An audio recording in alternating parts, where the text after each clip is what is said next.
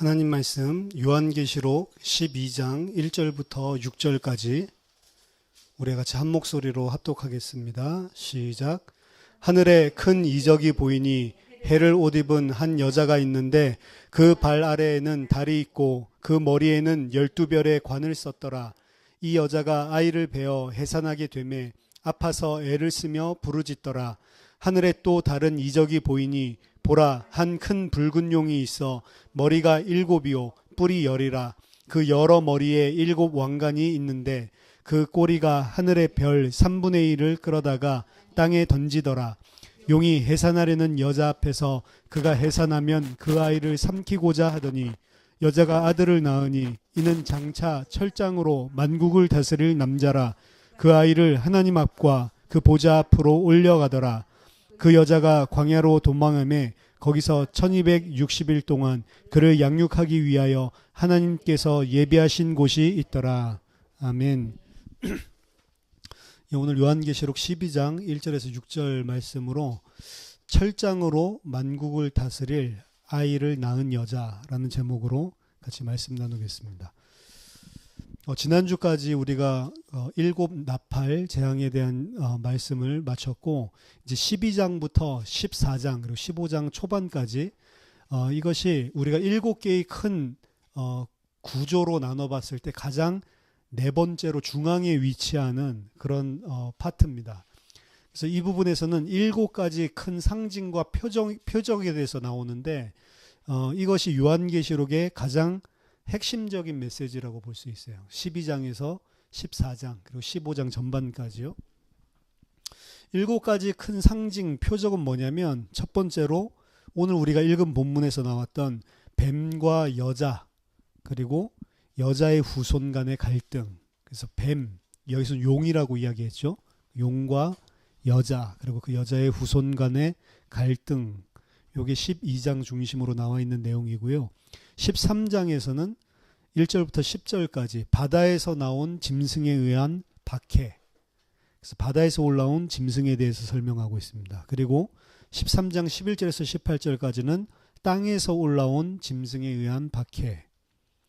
그리고 14장 1절부터 5절까지는 시온산에 서 있는 어린 양과 14만 4천에 대한 이런 상징 표적들이 나오고요.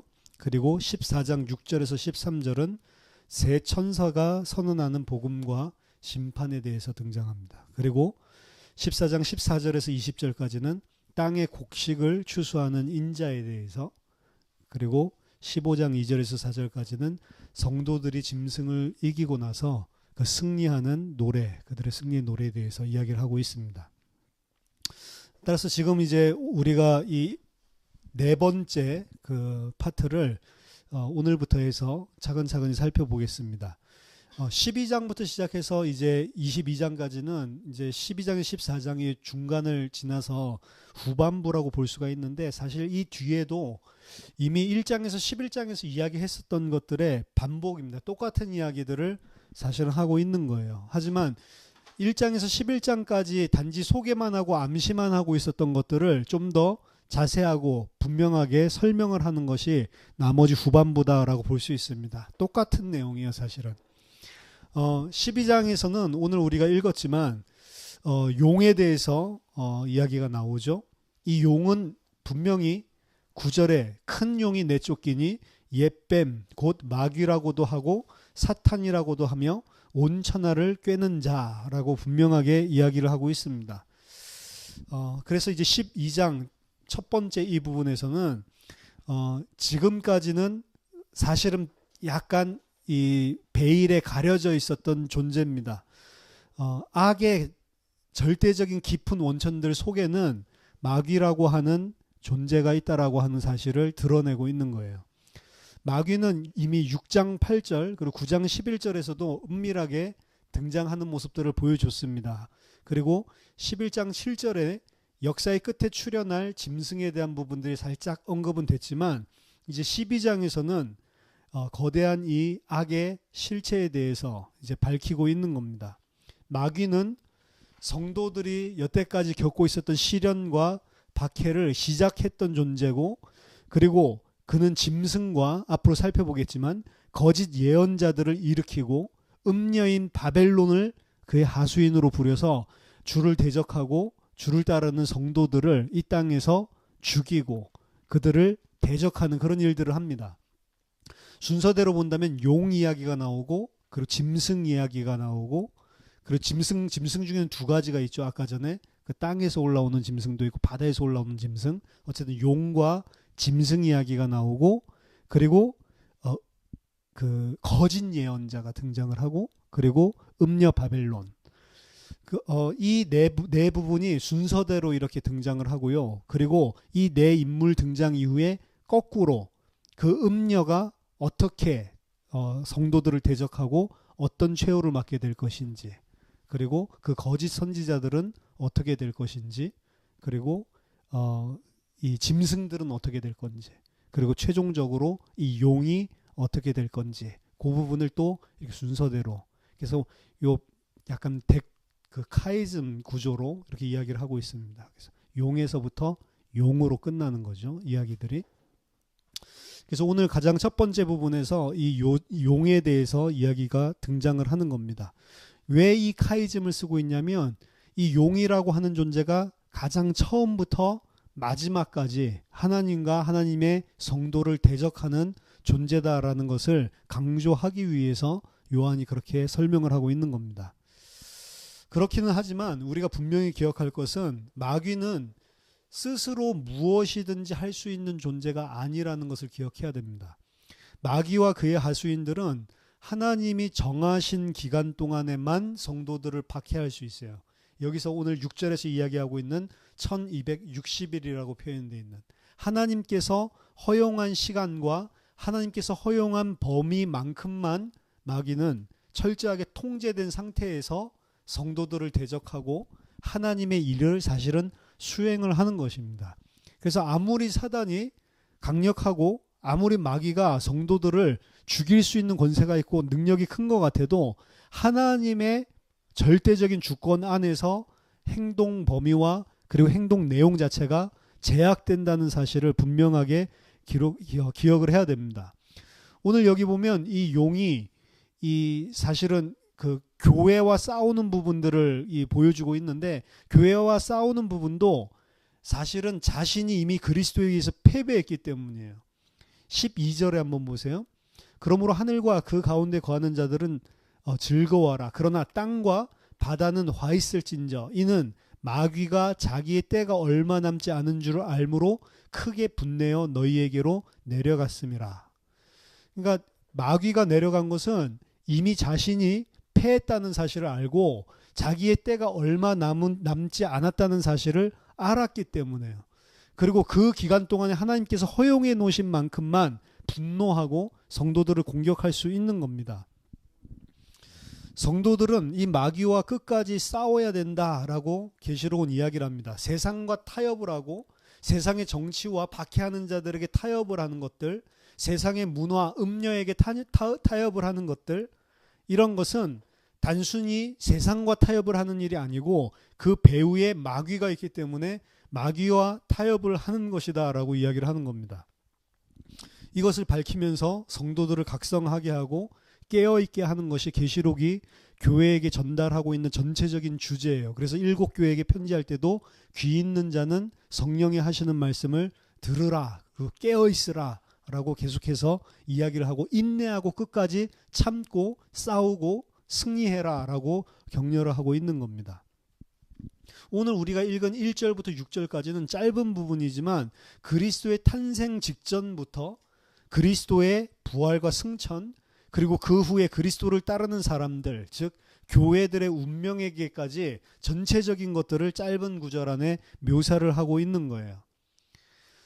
오늘의 본문 이야기는 우리는 잘 알지 못하지만 고대 근동지방이나 고대에 있었던 많은 신화에 등장하는 이야기와 비슷한 것입니다. 어떤 한 위대한 왕, 악의 세력을, 악의 축을 박살낼 수 있는 파멸에 이르고 참된 번영, 참된 평화를 가져올 수 있는 왕이 태어날 때 그 악의 세력을 없앨 왕이 태어나려고 하면 항상 그 왕이 태어나지 못하도록 죽이는 반대 세력이 있고 그 반대 세력이 반대에도 불구하고 결국에 그 왕이 태어나서 그 반대 세력을 제압하는 이런 신화들이 당시에 굉장히 많았단 말이에요. 특히 로마 시대잖아요. 로마 시대 때 가장 잘 알려져 있는 그런 비슷한 내용의 신화가 아폴론 이야기입니다.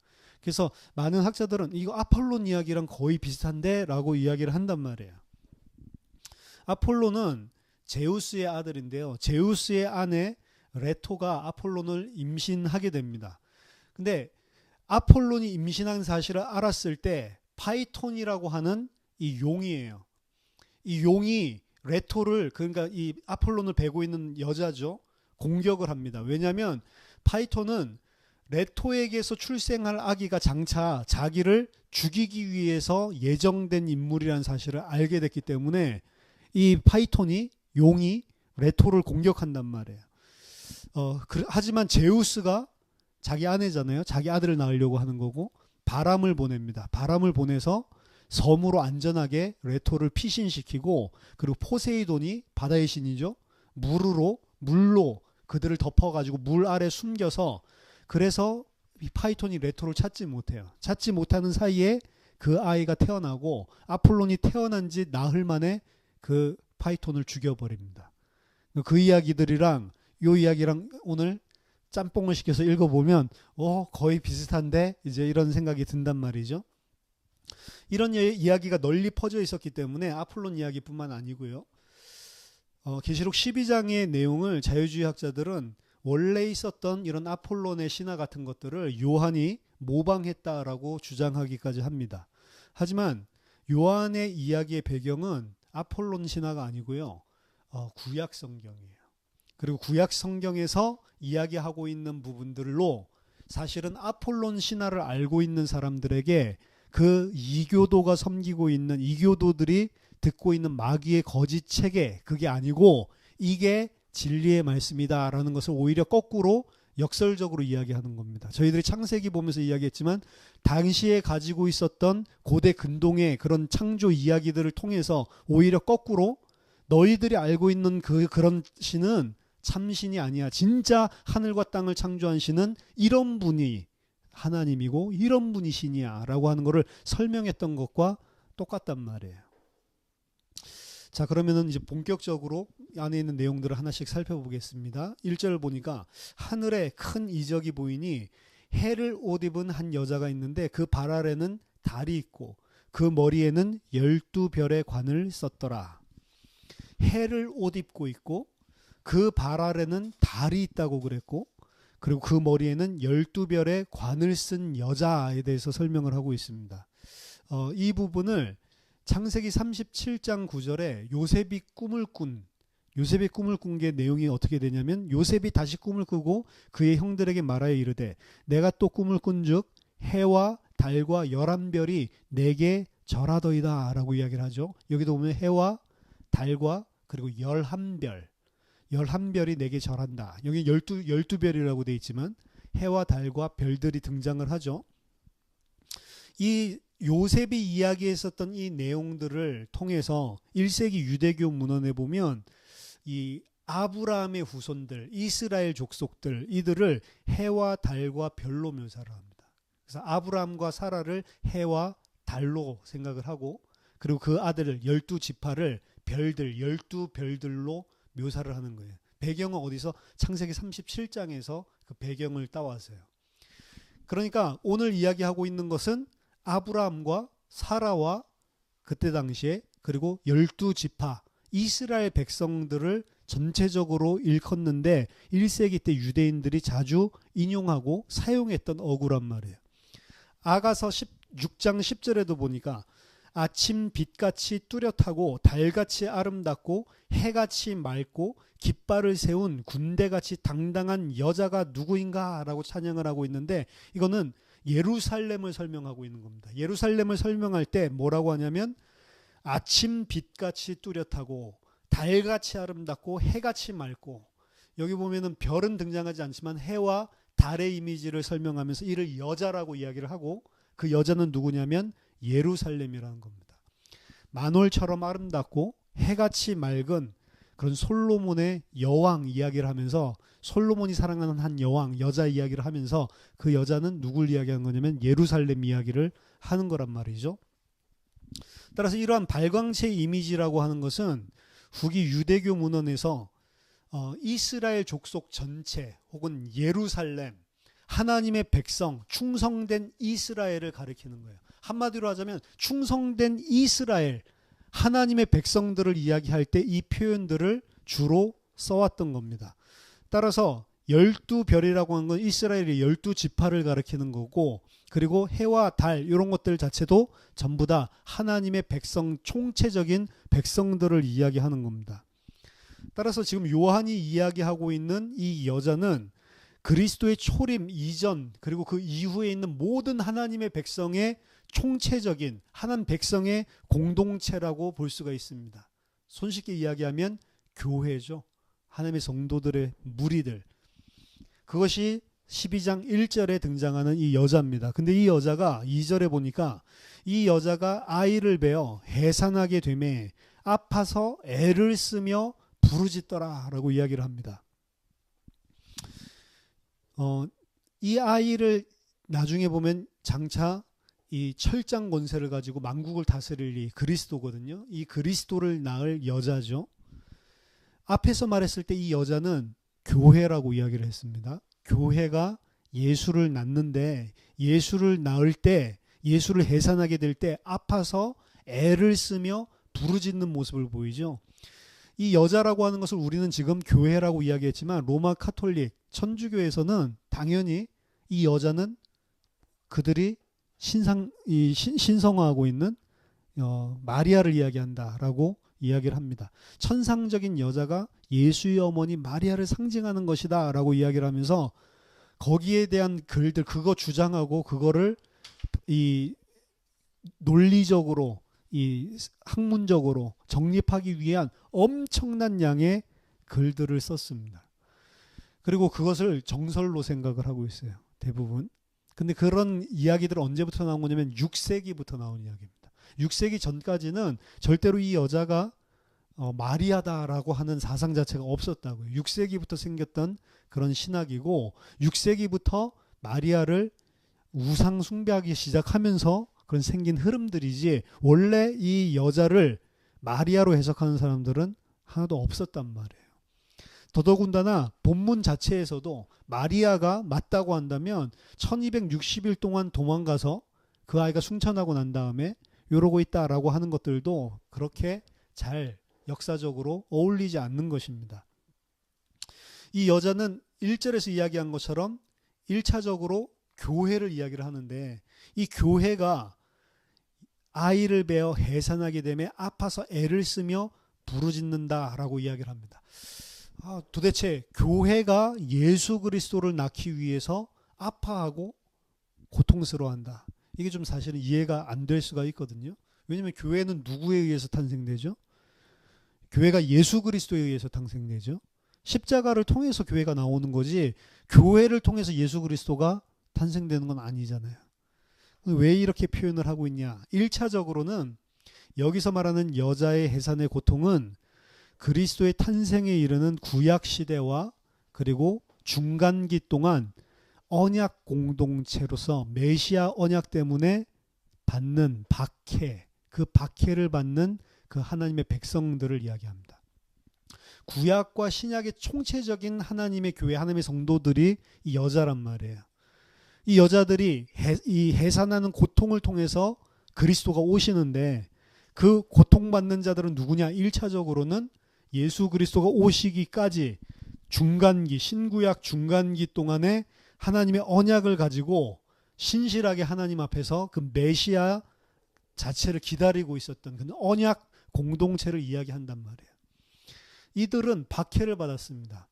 세상과 타협하고 그리고 그때 당시에 그들을 통치하고 있었던 여러 열국들의 그런 육신적인 이득을 취하는 자들은 괜찮은지 몰라도 언약을 가지고 하나님의 말씀대로 그 거룩한 삶을 살려고 했었던 자들은 고난을 많이 받았던 박해를 받았었습니다. 그렇기 때문에 여기서 아파서 애를 쓴다라는 표현이 있죠. 아파서 애를 쓴다라고 하는 이 동사는요, 신약 성경에서 전부 다 박해가 일어날 때 당했던 것들을 이야기해요. 그래서 그냥 아픈 것이 아니고 박해를 받는 여자를 이야기하는 겁니다. 무엇 때문에요? 메시아를 품고 있기 때문에. 메시아를 그 속에 품고 있기 때문에 박해당했던 그런 하나님의 백성의 공동체들. 요한계시록 안에서 이 동사는 마귀나 하나님에 의해서 가해지는 고통에만 사용하고 있습니다. 그러니까 이건 그냥 육신적인 그 세상적인 어려움을 말하는 게 아니에요.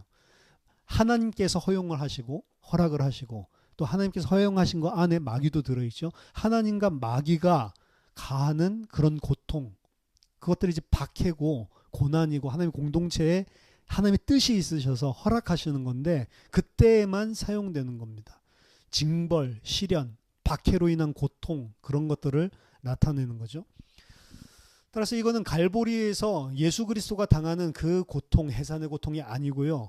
여자가 고통을 당하는 것입니다.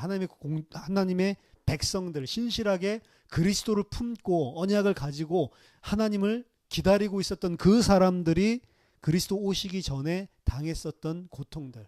아무리 암울한 시대라도 그런 사람들은 있었거든요. 예를 들어서 선지자들 보면은 이 사람들은 전부 다 우상숭배하고 있을 때 혼자서 박해당하면서도 그리스도를 품고 있었고 하나님 앞에 섰거든요. 죽임을 당해도. 이 톱으로 몸을 잘려서 죽임을 당해도 이들은 하나님 앞에 섰던, 메시아를 품고 있었던 언약 공동체들이 있었단 말이에요. 지금 교회만 그런 것이 아니고. 그 사람들은 반드시 고통을 당했습니다. 누구에 의해서? 거짓 진리를 가지고 있는 자, 거짓 진리를 가지고 정권과 그리고 여러 가지 권력을 가지고 있는 자들에게 고통을 받았다고요. 그 배후에 누가 있냐면 오늘 보니까 용이 있다라고 이야기를 하고 있는 것입니다. 예수님은 십자가의 죽음이 임박했을 때 제자들에게 누차 설명을 하죠. 어느 순간 제자들도 그것을 감지하고 슬퍼하게 됩니다. 그게 요한복음 16장 이야기인데 그 슬퍼하는 제자들에게 예수님은 이 말씀을 하십니다. 요한복음 16장 20절에서 22절 보면 내가 진실로 진실로 너희에게 이르노니 너희는 곡하고 애통하겠으나 세상은 기뻐하리라. 너희는 근심하겠으나 너희 근심이 도리어 기쁨이 되리라. 여자가 해산하게 되면 그때가 이르렀으므로 근심하나 아기를 낳으면 세상에 사람 난 기쁨으로 말미암아 그 고통을 다시 기억하지 아니하느니라. 지금은 너희가 근심하나 내가 다시 너희를 보리니 너희 마음이 기쁠 것이요 너희 기쁨을 빼앗을 자가 없으리라 라고 이야기를 합니다.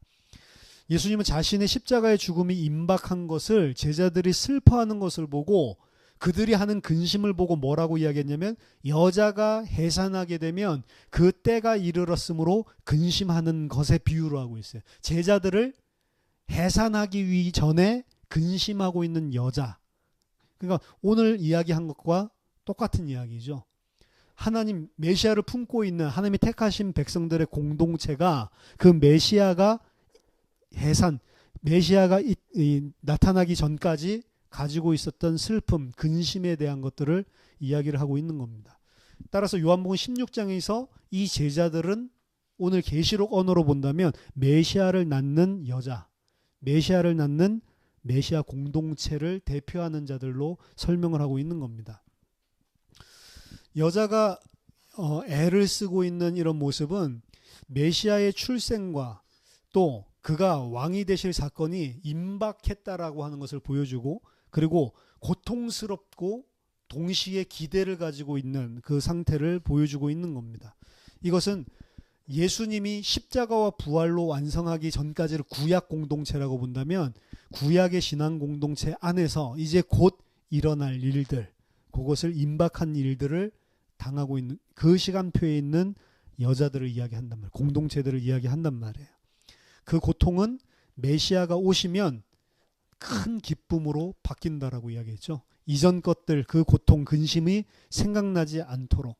따라서 구원이 오기 전에 큰 고통과 시련이 오는 게 메시아의 이 땅에 오셔서 그리스도의 일을 완성하시는 그 일들 속에서도 그대로 패턴이 드러나는 겁니다. 이게 이제 사실은 그리스도가 오실 때만 그런 것이 아니고 그리스도를 믿는 성도들에게도 또 그 패턴이 장차 오실 그리스도까지의 그 패턴 속에서 또 반복되고 있는 거거든요. 요한계시록도 계속 반복이 되지만 성도들도 그 안에서 계속 뭔가가 반복이 계속 되는 것들을 성경을 통해서도 그리고 우리의 실제 신앙생활을 통해서도 알 수가 있죠. 구약 성경에서는 이스라엘을 임신한 여자로 자주 묘사를 했습니다. 임신한 여자는 해산의 고통을 겪고 그 해산의 고통을 통해서 아이를 낳는 것들을 보여주는데, 그것은 구약 성경에서 뭘 이야기하는 거냐면 임신해서 너무 아픈 그 해산하려는 고통받는 그 상태를 포로 생활로 이야기를 하고 있어요. 구약 성경에서. 그리고 그 포로 생활을 통해서 그 고통, 극심한 고통을 통해서 출산을 하게 되면 그것을 보고 이방의 압제에서, 외국에서 구출되고 구원받는 거다라고 이야기를 했습니다. 그래서 그 구원은 너무나 크고 기쁜 것인데 그 구원이 오기 전에 반드시 이런 해산하는 것 같은 포로기의 큰 고통이 있다라고 하는 것을 보여주고 있습니다. 그 중에 하나가 이사야서 66장 7절에서 10절인데요. 시온은 진통을 하기 전에 해산하며 고통을 당하기 전에 나말을 낳았으니 이러한 일을 들은 자가 누구이며 이러한 일을 본 자가 누구이랴. 나라가 어찌 하루에 생기겠으며 민족이 어찌 한순간에 태어나겠느냐. 그러나 시온은 진통하는 즉시 그 아들을 순산하였도다. 여호와께서 이르시되 내가 아이를 갖도록 하였은즉 해산하게 하지 아니하겠느냐. 내 하나님이 이르시되 나는 해산하게 하는 이인즉 어찌 태를 닫겠느냐 하시니라. 예루살렘을 사랑하는 자들이여 다 그 성읍과 함께 기뻐하라. 다 그 성읍과 함께 즐거워하라. 그 성을 위하여 슬퍼하는 자들이여 다 그 성의 기쁨으로 말미암아 그 성과 함께 기뻐하라. 여기서도 예루살렘을 이야기하고 있는데 예루살렘을 보고 슬퍼했었던 자들이 해산을 통해서 이 예루살렘을 기뻐하는 것으로 바뀌게 돼 있죠. 그래서 해산하는 것은 그냥 해산하는 것이 아니고 구원을 이야기를 하는데 그 구원하는 것을 항상 해산의 고통을 통해서 구원에 이르는 것들을 보여주고 있습니다. 물론 여기 이 이사야서 66장에서는 그 해산하는 진통의 고난을 짧게 한다라고 이야기를 하고 있지만 여전히 해산을 통해서 예루살렘이 기뻐하는 성으로 거듭난다는 것을 보여주고 있죠. 이사야서 51장 나중에 한번 찾아보십시오. 51장 2절에서 3절, 9절에서 11절에서도 사라가 고통 속에서 시온이라는 여자아이를 출산할 것이다 라는 것을 언급하고 있습니다. 이 아이를, 그 출산한 그 아이를 두고 하나님은 그 여자의 이 광야 생활 가운데서 위로와 포로 생활에서 구원하신 거다라고 이야기를 해요. 그러니까 사라가 아이를 출산을 하는데 그게 바로 하나님이 이 사라를 구원하시는 거다라고 표현을 하고 있습니다. 그리고 그 구원을 출애굽 당시 하나님께서 라합을 깨부수시고 용을 찌르시는 것처럼 애굽에서 구원하셨듯이 그 아이를 사라가 출산하는 것이 바로 그러한 구원이다라고 오늘 계시록에서 용과 함께 나온 것처럼 사라가 해산하는 모습을 이 용을 깨뜨리시는 것으로 똑같이 묘사를 하고 있는 겁니다. 그러니까 아폴론 신화에서 따온 것이 아니고 이런 전체적인 것들을 배경으로 지금 요한이 풀어내고 있는 거란 말이에요.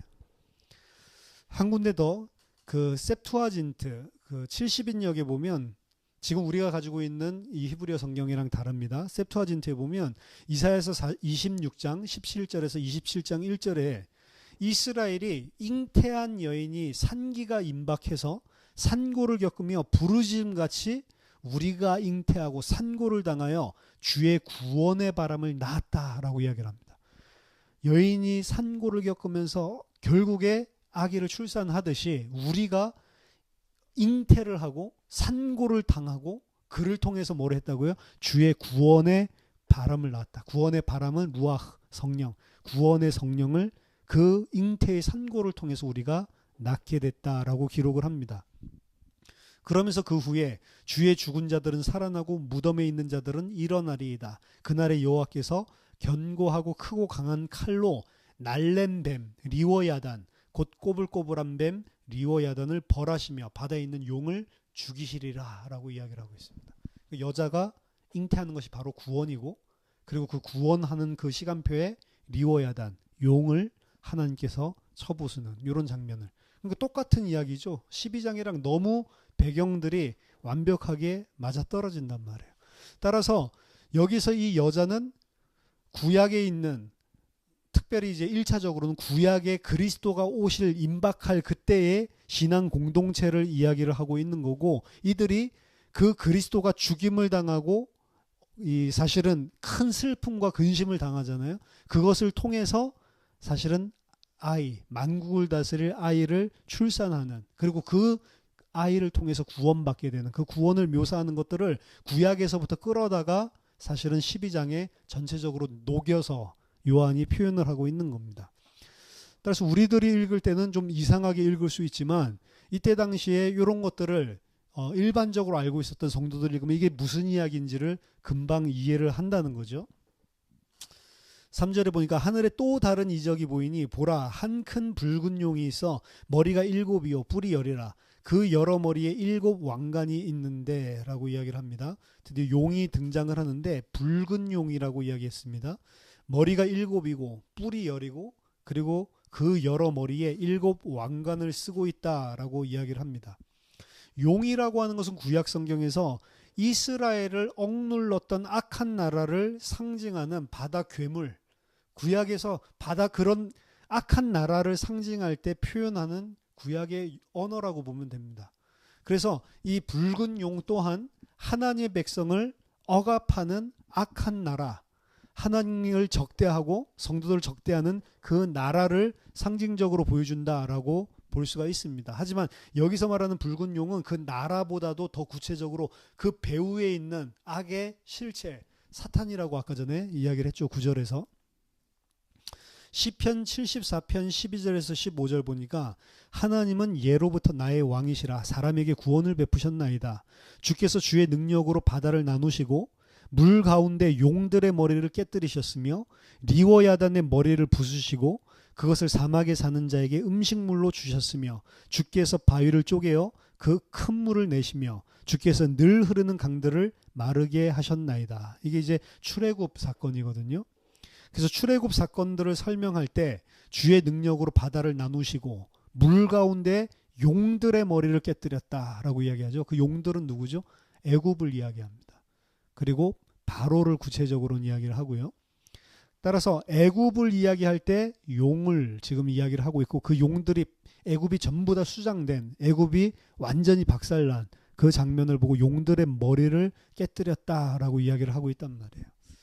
리워야단, 용, 그리고 라합 이런 것들이 동의어로 그 바다 괴물들을 지칭하는 구약의 언어들입니다.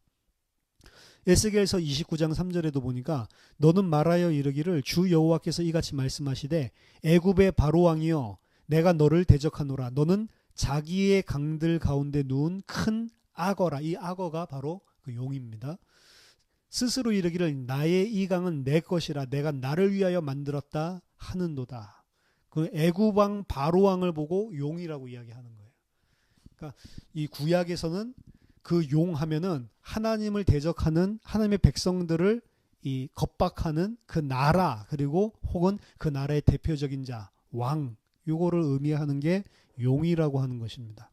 솔로몬 송가에서 본 이 좀 전에 읽었던 에스겔서 29장 3절을 바다 괴물에 비유해서 설명하는데, 애굽의 여러 산 위에 누워 있는 요 이 바로 왕과 그리고 애굽 요 나라를 지금 그때 당시에 로마와 동일시해 가지고 설명하고 있는 것들을 볼 수 있어요. 그래서 애굽만 그런 게 아니고 여러 나라들이 이스라엘을 괴롭혔죠. 바벨론도 그렇고 아수르도 그렇고 페르시아, 메데, 바사 뭐 이런 것들 전부 다 전체를 통일해서 이런 자들을 용, 그리고 그들을 대표하고 있는 황제 이런 사람들을 또 용, 이렇게 표현을 하고 있는 겁니다. 구약에서 그렇게 표현했던 것들을 그대로 따서 신약에서도 계시록에서도 쓰고 있는 거예요. 따라서 이 붉은 용이라고 하는 것은 실체적인 마귀를 이야기하지만, 마귀는 어떤 식으로 일을 하냐면 하나님을 대적하는 나라와 그 대표자를 통해서, 그 왕을 통해서 하나님의 백성들을 겁박합니다. 근데 오늘 12장에서는 그 실체인 그 배후에 숨겨져 있는 이 마귀에 대해서 이야기를 하고 있단 말이에요. 이 용은 7머리와 10뿔을 가지고 있다고 했는데 7 그리고 10 이건 완전수죠. 그래서 완전함을 이야기하는 거예요. 그리고 10뿔을 가지고 있다. 뿔은 권력, 능력을 상징하는데 권세를 상징하는데 뿔이 10개라는 것은 완전한 권세와 권력을 의미합니다. 뭐가 완전하다는 거냐? 그 압제하는 세력이 완전하고 그 세력의 범세계적인 효과가 완전하다는 거예요. 그러니까 엄청난 이 땅에서 엄청난 권세와 능력을 가지고 모든 것을 다 쥐락펴락하는 것 같이 보이는, 그게 바로 이 용이라는 것들을 7머리와 10뿔을 통해서 알 수가 있는 겁니다. 7머리라고 하는 것은 다니엘서 7장의 세 짐승의 머리, 그리고 여기에다가 넷째 짐승의 머리 넷, 이것을 합해서 7머리라고 이야기를 하고 있는 거고, 10뿔이라고 하는 것은 뿔은 권세의 상징이지만 7머리 10뿔은 좀 안 어울리죠. 7머리 7뿔이 있어야 되는데 10뿔은 그냥 상징적으로 권세, 충만한 권세를 이야기를 하는 겁니다. 그리고 붉은 용이라고 이야기했죠. 붉은 용은 그가 압제하고 박해하고 핍박하는 그런 특성을 암시하고 있는 그런 색깔입니다. 그래서 계시록 17장에서 음녀도 짐승을 타고 있는데 그 짐승 색깔이 붉은 짐승이에요. 자주색 짐승이고, 그 자주색인 이유가 여자가 성도들의 피를 마셨기 때문에 자주색이다라고 이야기를 하거든요. 그러니까 성도들을 잡아 죽이는 그 피의 색깔, 그런 압제의 특성을 이야기하는 겁니다. 앞에서 봤었던 6장 4절에 나오는 붉은색 말도 압제를 의미하고, 그리고 6장 9절에서 10절 그 붉은색 말 이후에 성도들이 죽임을 당한 그런 이야기들이 나오죠. 그래서 붉은색이라고 하는 것은 구약 성경부터 뭘 상징하는 거냐면 압제하고 박해하고 죽이는 그런 세력들을 이야기합니다. 그렇기 때문에 이 용을 붉은 용이라고 하는 거고, 마찬가지로 바벨론과 애굽 그리고 그 밖에 다른 고대 전통의 모든 용들은 붉은 용들이에요. 그것들이 이 세상을 통치하면서 이 사실은 악의 세력으로서 압제하는 그런 상징을 하고 있는 겁니다. 따라서 이 사탄을 붉은 용, 그런 압제하는 자라고 표현을 하고 있고, 그 압제하는 권세와 능력이 7머리와 10뿔에서 보듯이 모든 세상에 보편적으로 하나도 빠짐없이 온전한 그런 능력을 발하고 있다라는 것을 보여줍니다. 그리고 용의 머리에는 관들이 있죠. 사실은 7관이라고 하는 것은 이 왕관인데요. 왕관은 사실은 참 만왕의 왕이고 만주의 주인 예수 그리스도의 것인데, 그 예수 그리스도에 맞서서 자신에게 주권과 왕권이 있다라고 하는 것을 주장하는 마귀의 거짓 주장을 나타내고 있는 겁니다. 용의 머리에 있는 관들은 그리스도의 참된 왕직을 어설프게 흉내내고 있는 것인데, 이것은 자기를 대표하는 짐승들을 통해서 자기가 땅의 왕이라고 하는 것을 통해 하나님을 신성 모독하는 것과 연관을 지어서 보여주고 있는 것입니다. 그 용이 무슨 짓을 하냐? 4절에 보니까 그 꼬리가 하늘의 별 3분의 1을 끌어다가 땅에 던지더라. 용이 해산하려 하는 여자 앞에서 그가 해산하면 그 아이를 삼키고자 하더니, 이 용이 별 3분의 1을 끌어다가 땅에 던졌다라고 하는 거.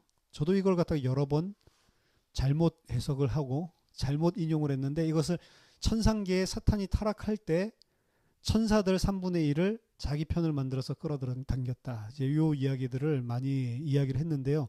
그거는 이 나중에 이후에 사탄이 자기들과 함께하는, 타락한 천사들과 함께하는 장면들이 12장에 같이 나오기 때문에 이제 그런 식으로 해석을 하는 사람들이 있는데요.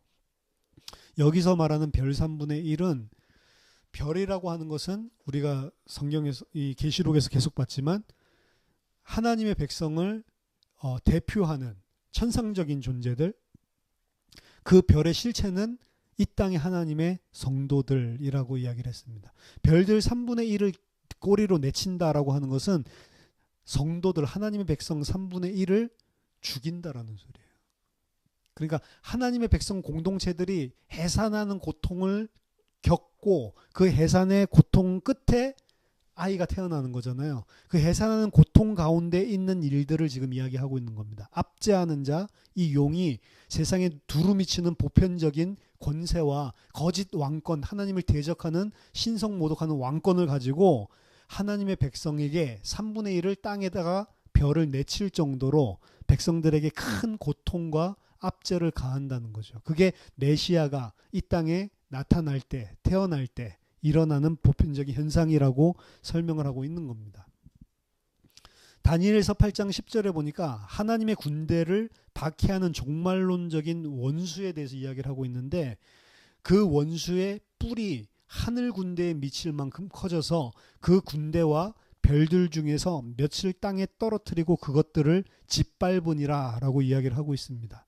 여기서도 별들은 성도들을 대표하는 천사들을 이야기한단 말이에요. 그래서 실제 천사들을 이야기하는 것이 아니고 성도들을 대표하는 이 천사들, 천상의 별들, 이렇게 이야기를 하고 있는 겁니다. 따라서 메시아 그리스도가 오기 전에 이 참된 믿음을 가진 하나님이 택하신 하나님의 백성 공동체를 압제하는 모습들을 보여주는 게 이 별 3분의 1을 끌어다가 땅에 던지고 짓밟는 행위를 요걸 통해서 알 수가 있습니다.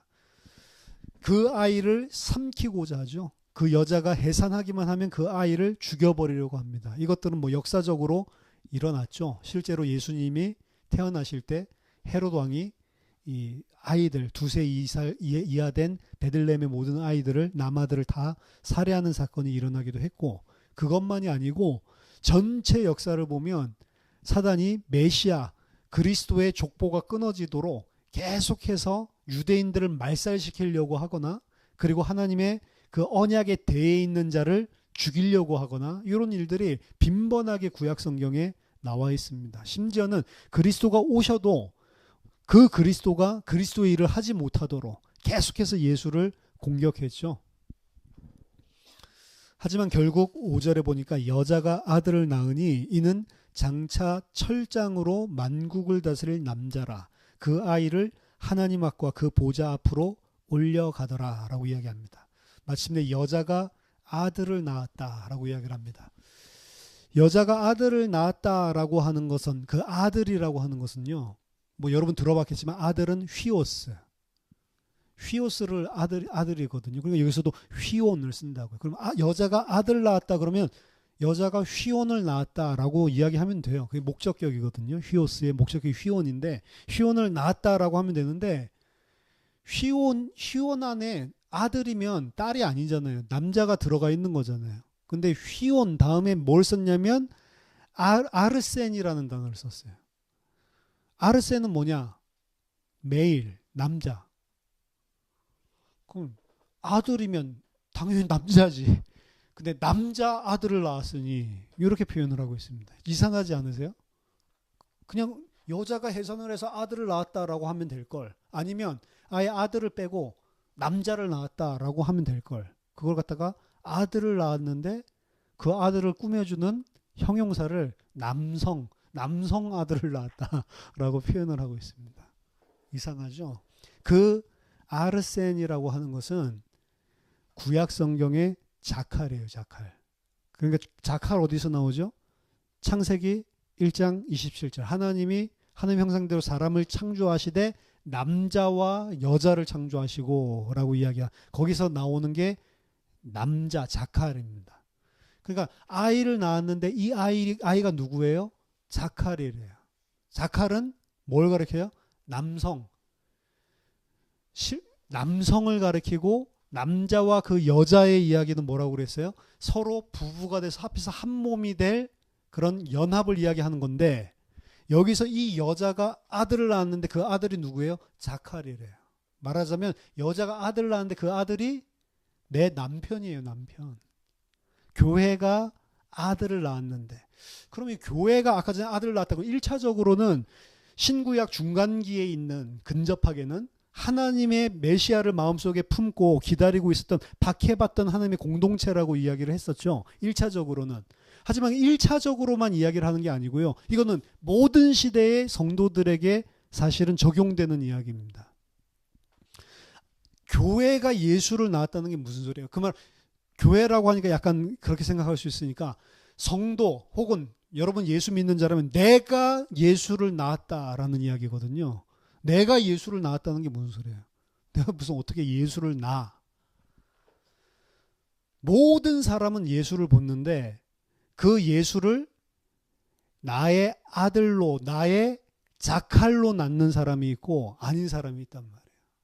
쉽게 설명해 볼까요?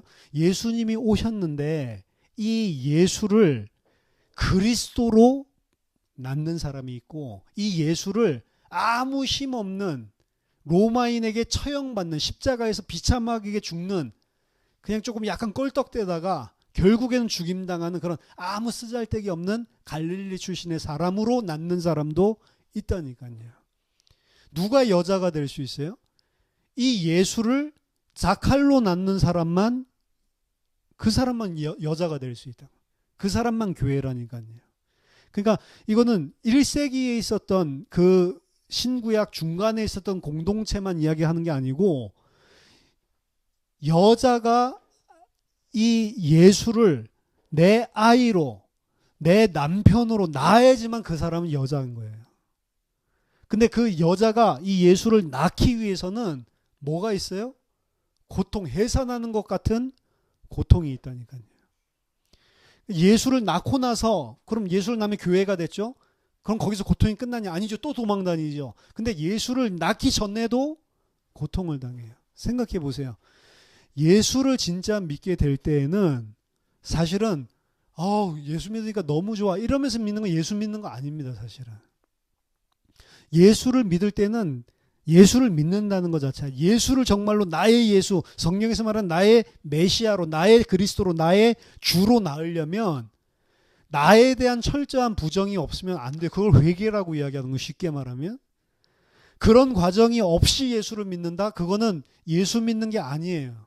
또 하나의 다른 어떤 내가 원하는 것들, 나를 어떻게 행복하게 해주는 것들을 붙잡은 것에 불과하지 예수가 아닙니다. 왜? 회개를 안 했으니까. 나를 부인하고 십자가를 지는 것이 없으면 예수를 믿는 게 아니라니까요. 그래서 예수를 낳기 위해서는 전부 다 철저하게 내가 죄인됨을 하나님께서 드러내시고, 내가 그 죄인됨을 인해서 하나님 앞에 무릎 꿇고 자복하고 회개하는 그 성령의 역사가 수반이 반드시 돼야지만 그 예수가 나의 아들로, 자칼로 태어난단 말이에요. 그 과정이 없는 사람은 예수 믿는 게 아닙니다. 사실은. 그 과정이 있는 사람만 이제 신앙생활 속으로 들어가는 거예요. 그럼 그 신앙생활도 순탄하냐? 그렇지 않다는 거죠. 따라서 1차적으로는 유대 공동체를 이야기하지만 2차적으로는 산고를 거쳐서 예수를 나의 메시아로 낳은 자만 이 여자가 되는 거예요. 그리고 그 여자는 용에게 공격 대상이 되는 겁니다. 그렇죠? 많은 사람들이 있지만 이 여자는 적단 말이에요. 그래서 여자가 이렇게 많은데 70억 중에 35억이 여자인데 그 여자 말고 지금 계시록 12장에서 이야기하는 여자는 거의 없단 말이죠. 근데 진짜로 예수를 나의 메시아로, 나의 자칼로 낳은 그 사람, 그 교회는 그때부터 용의 총공격 대상이 되는 겁니다. 그 산고의 고통이 없이 여자가 될 수가 없는 거예요. 그 산고의 고통이 없다는 것은 메시아를 안 낳았다는 것이고, 메시아를 안 낳은 자는 여기서 말하는 그 여자가 아니라는 소리잖아요. 우린 이 아이를 낳았으면 우리는 어떻게 돼요? 우리가 여자가 되는 거예요. 전부 다. 남자도 무슨 변태스러운 이상한 이야기냐 생각할 수 있지만 그 교회라고 이야기합니다. 우린 전부 다 여자가 되는 겁니다. 그 여자를 이 용은 총공격하죠. 그 여자가 광야로 도망하며 거기서 1260일 동안 그를 양육하기 위하여 하나님께서 예비하신 곳이 있더라. 1260일에 대해서는 여러 번 설명했죠. 이 여자가 광야로 도망한다. 이런 것들을 전부 다 세대주의자들은 문자적으로 해석을 해요. 그래서 그리스도께서 승천하시고 그러고 나서 이제 말세에 용들이 교회를, 여자를 핍박하게 되는 그런 큰 일들이 일어나는데 그때 우리는 어디로 도망가야 되냐? 광야로 도망가야 된다. 이래가지고 뭐 이스라엘의 어떤 땅을 갖다가 사놓고 이런 사람도 있고, 제가 아는 어떤 선교사는 몽고다. 몽고가 바로 성경에서 말하는 광야다. 이래서 몽고에 헌금 받아가지고 땅을 갖다가 엄청나게 사놓고 거기다 통조림 캔 같은 것들 막 지하에다가 비축해놓고 이러고 있다고. 그래서 나중에 그런 핍박의 시간표가 오면 우리는 글로 튄다는 거죠. 문자적으로 그렇게 해석을 하고 있는데 그러지 않습니다. 이 여자는 교회를 이야기하는 거고, 광야로 도망한다라고 하는 것은 이게 출애굽한 그 이스라엘 백성, 구원받은 하나님의 백성을 하나님께서 광야로 몰아넣으시죠. 광야로 몰아넣고 뭐 해요? 거기서 양육을 시키신다고요. 양육을 시키셔서 뭐 하려고요? 가나안 들어가게 하려고. 그 전체적인 그 내러티브 흐름을 타면서 지금 이야기하고 있는 겁니다. 여자가 광야로 도망한대요. 근데 그 광야는 어디냐? 1260일 동안 그 여자를 양육하기 위해서 하나님이 예비하신 곳이 있는 것입니다. 여기서 하나님이 예비하신 곳, 그것은 토포스라고 되어 있는데요. 이 토포스라고 하는 것은 구약에서 성전을 이야기해요. 성전. 광야로 하나님께서 보내시는데, 광야라고 하는 것은 척박한 땅을 이야기합니다. 그리고 고통당하는 땅을 이야기하죠. 왜냐? 하나님께서 허락하신 거, 용에게 쫓기도록 그 압제하는 그 권세를 하나님께서 허용하신 겁니다. 그러니까 어려움을 당해요. 빈곤함을 당합니다. 광야에서 전혀 줄이고 춥고 힘든 것처럼, 그 땅에서 어떤 희망도 가질 수 없는 것처럼 광야는 어렵단 말이에요. 근데 그곳에 하나님께서 예비하신 토포스가 있대요. 그곳에 하나님이 예비한 성전이 있대요. 성전은 뭐죠? 하나님이 그의 백성을 만나고 그의 백성과 함께 사는 곳을 성전이라고 하는 겁니다. 죽어서 하나님과 영원히 함께 가는 게 그래서 성전에 들어가는 거고, 광야의 그 척박한 땅에 하나님께서 여자들을 양육하시는데, 어디에서 양육하냐? 하나님과 그 여자가 함께하는 성전이 있대요. 우린 죽어서 성전에 가는 게 아니고 이 땅에서 성전에서 하나님과 함께 살, 영원히 살 사람으로 양육되는 거란 말이에요. 사실은 이 땅에서부터 하나님과 영원히 살 수 있는 곳으로 하나님께서 우리를 인도하셔서 양육한다고요. 근데 그 양육하시는 곳, 하나님과 만날 수 있는 곳이 어디냐? 광야라는 거예요. 왠지 아세요? 우리는 너무 잘 되면 하나님 함께 하고 싶지 않거든요. 잘 되니까. 아까 전에 말씀드렸죠? 예수를 나의 그리스도로, 나의 메시아로, 철장 권세를 가지고 만국을 통치할 자로 낳기 위해서는 해산하는 고통이 있다고요. 고통을 통해서 예수를 만난다. 왜요? 아무 어려움 없고 문제 없고 아무런 계기도 없는 사람은 굳이 예수 믿을 필요도 없고 자기를 부인할 필요도 없습니다. 왜? 그냥 행복하니까. 아무것도 없으니까. 진짜 인간은 언제 하나님을 돌아보게 돼 있냐면, 내가 생각하는 대로 일이 잘 안 풀리고, 내가 원하는 대로 일들이 잘 안 되고, 내가 너무나 힘들고 절박한 상황에 처했을 때, 그때 하나님을 찾는 거예요. 그게 악하다는 거예요, 인간이. 그때 찾는 것 자체도 아직은 그리스도를 낳은 건 아니죠. 그때 찾는 것은 여전히 나의 유익을 위해서 찾는 거죠. 내가 너무 힘드니까 이걸 어떻게 좀 바꿔볼까라고 하는 것으로. 근데 그런 어려움과 그런 고통과 고난을 통해서 하나님의 백성들은 예수를 나의 메시아로 낳게 된다고요. 그리고 여자가 됩니다. 근데 여자가 되고 나서도 여전히 우리는 악한 자들이에요. 여전히 이 땅의 것들, 여전히 육신적인 것, 여전히 나를 부인하지 않고 이 땅 세상 사람들처럼 세상을 힘삼아서 살아간단 말이에요. 하나님께서 그 하나님의 백성을 이제 하나님과 영원히 함께 살 사람으로 양육을 하는데, 그게 광야 생활이라고 이야기하는 거예요. 1260일이라고 이야기하는 거예요. 우리 이 땅의 삶을 이야기하는 겁니다. 살면서 뭐 하려고요? 하나님이 우리를 양육하기 위해서 예비하신 곳으로 계속 끌고 가는 거예요. 하나님과 함께하는 곳, 하나님과 함께 거주할 수 있는 곳으로 계속 한 걸음 한 걸음씩 끌고 가는 거예요. 뭐를 통해서요? 광야 1260일 고통을 통해서. 없을 때 하나님 찾잖아요. 이스라엘이. 그게 이제 부르짖음 원망으로 막 튀어나오지만, 만약에 풍족했다면 하나님 찾지도 않습니다.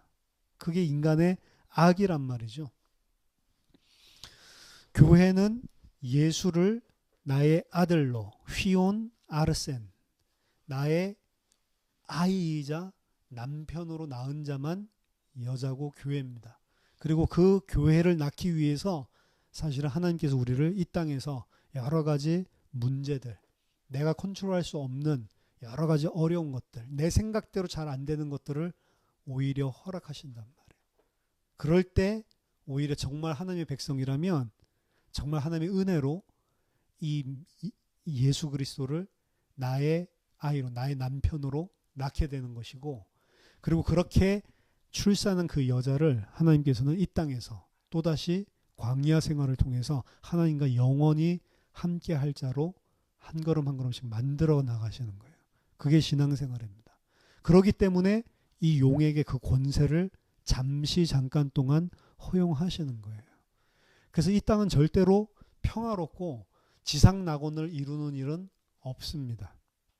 그 어떤 똑똑한 신학자가 정치를 하고 국회를 이 목사들이 다 차지하고 앉아가지고 정책을 만들고 한다 할지라도 절대로 이 땅은 천국과 같이 안 되게 돼 있어요. 왜냐?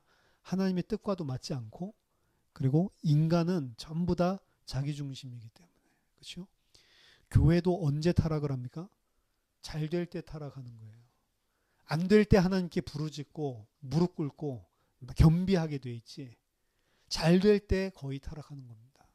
그러니까 대형 교회이기 때문에 문제가 더 많은 교회들이 있는 거예요. 차라리 대형 교회 아니었으면 끝까지 하나님 앞에 더 순수하게 나아갈 수 있는 그런 주의 종들과 그런 공동체라도 오히려 커졌을 때 그때 더 어려움이 생길 수가 있는, 그게 인간이란 말입니다. 근데 그걸 통해서도 하나님께서 깨닫게 해주시는 거죠. 진짜 하나님의 백성이라면 봐라, 조금 내가 베풀어 주니까 너는 벌써 나를 생각하지 않잖아. 진짜 하나님의 백성이라면 그거를 계속 깨닫게 해주시는 거예요. 그러니까 옛날에 우리들 두려워했죠. 이렇게 하면 뭔가 한 대 치실 것 같은데, 뭔가 한 대 치실 것 같은데, 막 그런 율법적인 두려움. 그러면 안 치도록 내가 똑바로 해야지. 이렇게 해가지고 막 갑자기 헌금도 하고 막 이렇게 하죠. 하나님 그거 자체를 원하는 게 아니란 말이에요. 그건 또 하나의 바리새인이고 또 하나의 율법주의에 불과한 거죠. 그렇죠? 하나님께서 정말로 원하시는 것은, 우리가 지난 주일에도 살펴봤지만 우리 이 땅의 삶이 거지 나사로와 같은 삶이라고 이야기를 하잖아요. 거지로 살라는 말이 아닙니다. 영적으로 정말로 거지, 하나님에게만 전적으로 의지하는 그런 자로 살아가라는 거예요. 예수 그리스도가 여기 보면 남자아이라고 계속 이야기를 합니다. 철장을 다스리고 만국을 통치할 왕 이렇게 안 하고 만국을 다스릴 아이라고 이야기합니다. 왜 예수님한테 싸가지 없이 계속 아이라고 하냔 말이에요. 왜? 예수님은 철저하게 자기 자신을 부인하고 하나님만을 의지했던 사람이거든요. 너희들이 아이와 같이 못하면 절대로 천국에 가지 못한다라고 이야기를 했습니다. 우리가 정말로 나를 부인하고 하나님을 의지할 아이로 우리를 만들어 가시는 거예요. 그래야 하나님과 영원히 함께 할 수 있으니까. 저와 여러분들이 예수를 낳고 만국을 통치하시는 그분이지만 하나님한테 전적으로 의지하는 아이죠. 그 사람이 새하는 걸 새 땅에 영원히 살 사람이라고요. 우리가 그런 사람이라고요. 우리를 그렇게 만들어 가시는 겁니다. 영원히 그리스도와 함께 왕노릇하지만 아이와 같이 하나님에게 전적으로 의존할 자로 우리를 만들어 가신다고요. 그걸 계속 가르치시는 것입니다. 저와 여러분들이 예수를 낳은 하나님의 백성으로, 예수를 낳은 여자로, 그리고 이 땅에서 하나님의 백성으로 영원히 하나님과 함께 거하는 그 토포스, 성전을 소유한 자로 살게 되기를 예수 그리스도 이름으로 축원합니다. 기도하겠습니다. 하나님 감사합니다. 어떠한 상황과 환경 속에서도 하나님 아버지께 감사하고 하나님 아버지 은혜와 사랑에 기대서 온전히 하나님의 힘으로 살 수 있는 그런 하나님의 백성들 다 될 수 있도록 우리에게 새 은혜를 더하여 주시옵소서. 예수 그리스도를 낳고 또 고난을 통해서 하나님의 자녀로 양육을 받는 그런 우리의 전체 인생을 통해서 하나님께서 하시는 일들을 볼 수 있도록 우리에게 믿음의 눈을 열어주시고 그 일들 속에서 하나님과 함께하는 자로 성장하고 저희들이 장성한 자로 자라날 수 있도록 축복해 주옵소서. 예수 그리스도 이름으로 기도하옵나이다. 아멘.